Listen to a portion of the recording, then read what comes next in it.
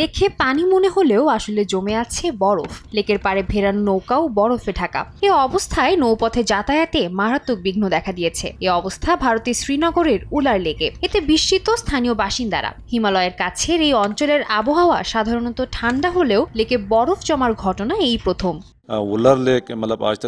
আমরা শীতের সময় কখনো উলার লেকে বরফ জমতে দেখিনি। গত 7 থেকে 10 দিন ধরে তাপমাত্রা কমছেই। এটাই বরফ জমার কারণ বলে ধারণা করা হচ্ছে।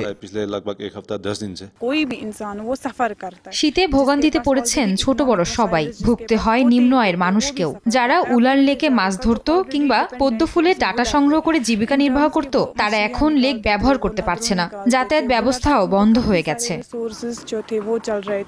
তীব্র শীতে থমকে গেছে লেক নির্ভর জীবন। বেশি দিনে অবস্থা থাকলে মারাত্মক বিপাকে পড়তে পারেন স্থানীয়রা। আবহাওয়া দফতর জানিয়েছে শ্রীনগরের তাপমাত্রা 3.2 ডিগ্রি সেলসিয়াসে নেমে এসেছে, যেখানে কিছু কিছু জায়গায় তাপমাত্রা -3 ডিগ্রি পর্যন্ত রেকর্ড হয়েছে। এর আগে সোমবার কাশ্মীরের ডাল লেকেও একই দৃশ্যের দেখা মেলে, যেখানে তাপমাত্রা -7 নেমে আসে। সাদিয়া তাসনিম, সময় সংবাদ।